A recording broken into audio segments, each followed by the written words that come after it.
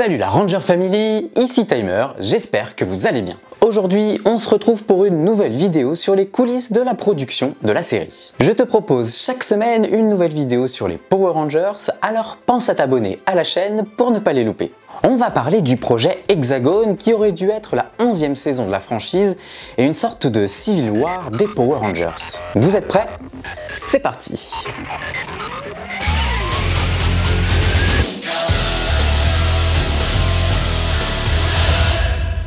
Retour en arrière, nous sommes en 2002. La saison Power Rangers Force Animale est en diffusion aux États-Unis et la pré-production de la prochaine adaptation est en cours. C'est un rythme habituel désormais pour l'équipe de production qui fait ça depuis 10 ans. Mais en 2002, la période est très instable pour la série. Sa direction et son existence même sont incertaines. Le géant Disney est en pleine négociation pour racheter la Fox Family et tous les assets lui appartenant, dont la franchise Power Rangers. Bien que le doute planait au-dessus de l'équipe de production, il fallait quand même travailler sur l'adaptation du prochain Sentai dans l'hypothèse où la série ne serait pas annulée. À cette époque, c'est le talentueux Amit Bhowmik, chef scénariste de la saison Power Rangers Force Animale, qui se colle à l'adaptation du Sentai Hurricaneger pour créer la 11e saison de la franchise.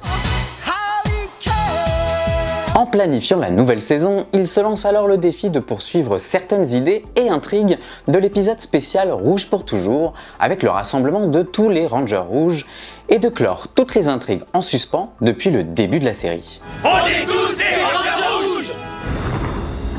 De la même façon que Power Rangers dans l'espace avait bouclé les 6 premières saisons, cette 11e saison devait rassembler et conclure toutes les saisons précédentes. Amit, tu as toute mon attention.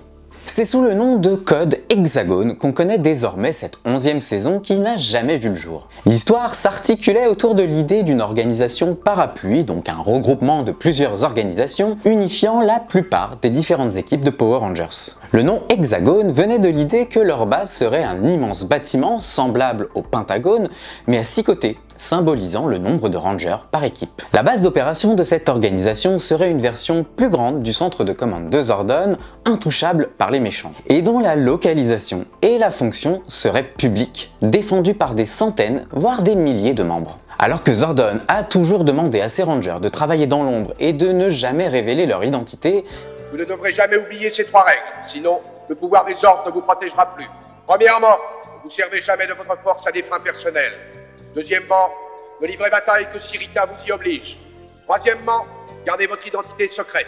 Nul ne doit savoir que vous êtes des Power Rangers. Cette organisation fonctionne à l'opposé, ce qui était déjà arrivé dans Power Rangers Sauvetage Éclair, saison dans laquelle l'identité des Rangers est connue de tous.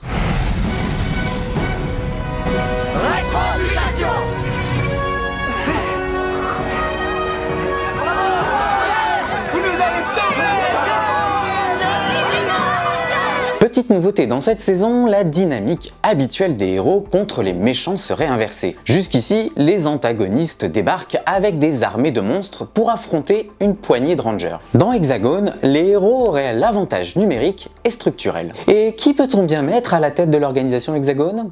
Le célèbre personnage de Tommy Oliver, connu pour avoir incarné le Ranger vert, le Ranger blanc, puis le Zeo Ranger 5 rouge et le Turbo Ranger rouge.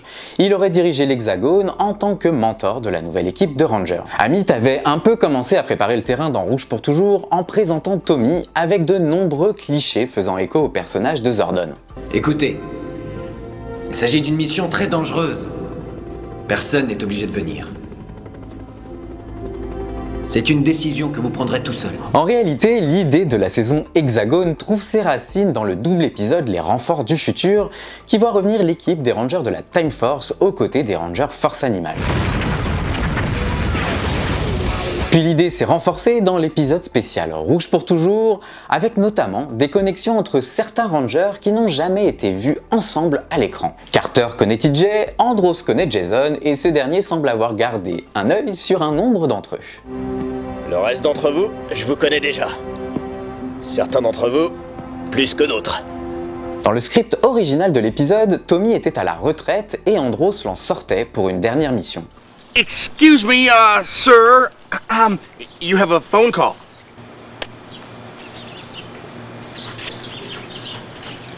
Hello? Andros? Don't you know I'm retired? And now, The Evil Machine Empire. I'll contact the others. Mais dans la version diffusée, la partie dialoguée au sujet de sa retraite a été coupée, laissant son statut ambigu. Excusez-moi, monsieur. On vous téléphone de loin. Allô? Comme on peut le voir, Tommy a gardé le contact avec d'autres Rangers depuis sa dernière mission en tant que Turbo Ranger Rouge dans l'épisode L'Héritage. Fini le look ado à queue de cheval et débardeur, il était prévu que Tommy ressemble plutôt à un agent fédéral en costume. Bon, ferme les yeux et imagine Tommy dans un style proche de Nick Fury chez Marvel. Tu l'as ? Bonne surprise. Pour mener le combat contre les forces du mal, l'organisation Hexagone allait recruter de nouveaux personnages pour former la nouvelle équipe de Rangers, composée des Rangers rouges, bleus et jaunes, qu'on appellera les Rangers de l'Hexagone. Leur pouvoir ninja viendrait de Ninjor, personnage central de la saison 3 de la franchise. Je suis le sage et avisé ninja. Ce lutin débile serait le grand ninja?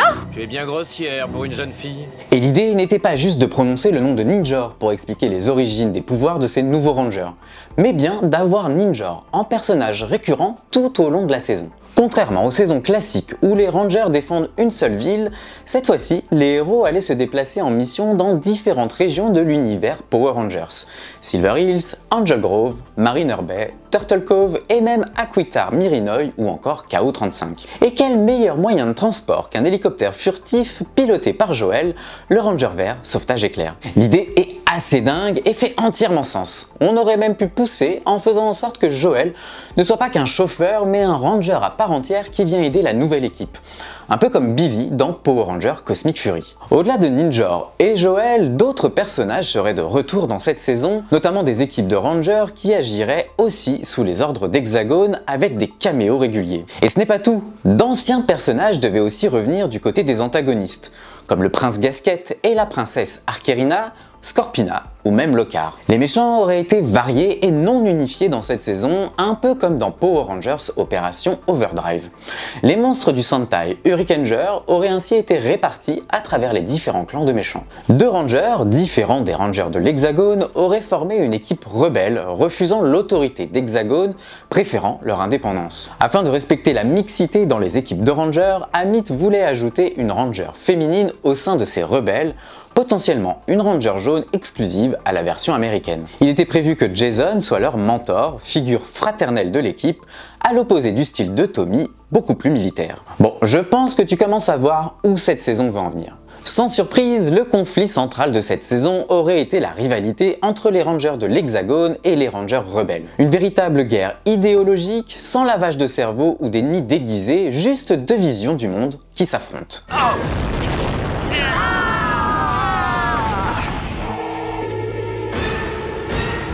Qui êtes-vous? Vous pourriez vous tourner? Vous avez peur de nous regarder en face? Apparemment, vous n'avez pas compris la leçon. Les vieux rangers s'en vont, les nouveaux arrivent. Quoi? Vous voulez qu'on se batte contre vous?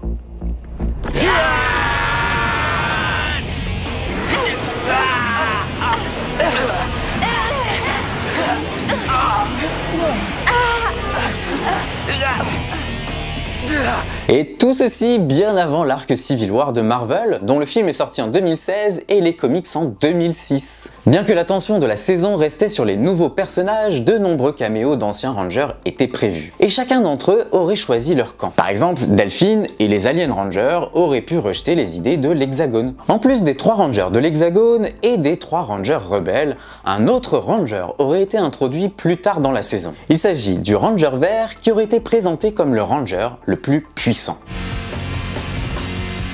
Le costume de ce puissant Ranger est particulier puisqu'il dispose d'un plastron doré qui rappelle bien évidemment le costume du Ranger vert des premières saisons. Ainsi, Amit voulait que ce nouveau Ranger soit incarné par Tommy en hommage à sa légende en tant que Ranger vert. Cela aurait été donc le 5e costume de Tommy à la place du Ranger noir Dino Tonnerre. En tant que Ranger vert très puissant, Tommy aurait aidé les Rangers de l'Hexagone, mais il aurait aussi combattu Jason dans un hommage à leur mythique rivalité. Hey, essaie de parer ça.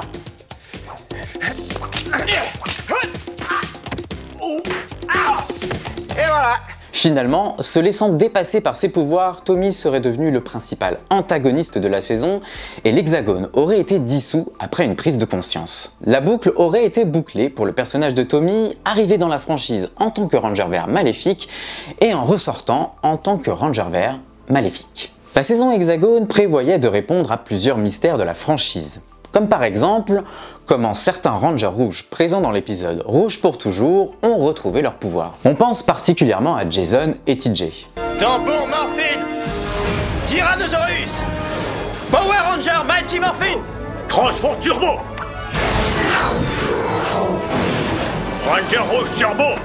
Ou alors, quelle est l'identité du Ranger fantôme? Et Amit ne dévoile pas ses intentions sur cette question. Mais aussi, quelle est la technologie utilisée sur Terre Aventure? Selon Amit, il s'agissait en réalité des décombres de la Forteresse Noire, le vaisseau d'Astronema, réutilisé pour construire Terre Aventure. Amit avait également prévu un épisode team-up avec les personnages de la saison Power Rangers Force Animale, Merrick, Zenaku, Jindrax et Toxica se seraient battus dans le camp des rebelles, alors que Cole, Taylor, Alyssa, Max et Danny auraient choisi de soutenir l'Hexagone. C'est très intéressant de voir une seule et même équipe se diviser face à des idées différentes. La saison Hexagone avait pour but de nettoyer la mythologie Power Rangers de ses incohérences sans en restreindre le potentiel, apportant ainsi des réponses aux anciens fans et du sens aux plus jeunes, et posant une base solide pour les saisons futures. Tout ceci est bien joli sur le papier, mais le projet était dépendant de nombreux facteurs, comme la disponibilité des acteurs, la validation des producteurs et du diffuseur, le feu vert du fabricant de jouets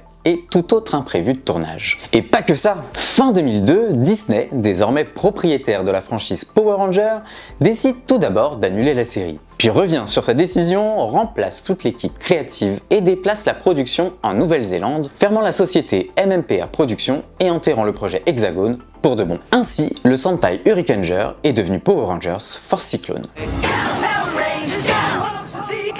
Malgré les rumeurs, à l'époque, le concept Hexagone ne sera jamais repris. Cependant, l'idée du retour de Tommy Oliver fait son petit bout de chemin, et c'est avec la 12e saison Power Rangers Dino Tonnerre que le personnage mythique est de retour. Oui, j'ai fouillé dans les placards et je dois renouveler tous mes vêtements noirs. C'est tout pour aujourd'hui, j'espère que cette vidéo t'a plu et si c'est le cas, lâche un pouce levé. Et dis-moi en commentaire ce que tu penses du projet Hexagone. Profites-en pour t'abonner à la chaîne pour voir d'autres vidéos comme celle-ci et ne rien rater de l'actu Power Rangers. En attendant, voici un indice sur la prochaine vidéo.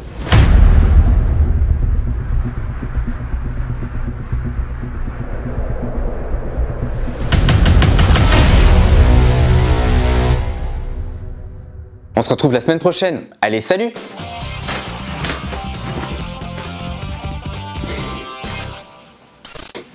Bonsoir. C'est parti. J'ai l'impression de courir un marathon.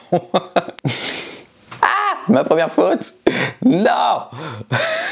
Du coup, j'ai été très vite pour rien. Bah oui, c'est fini. T'es dans la boîte.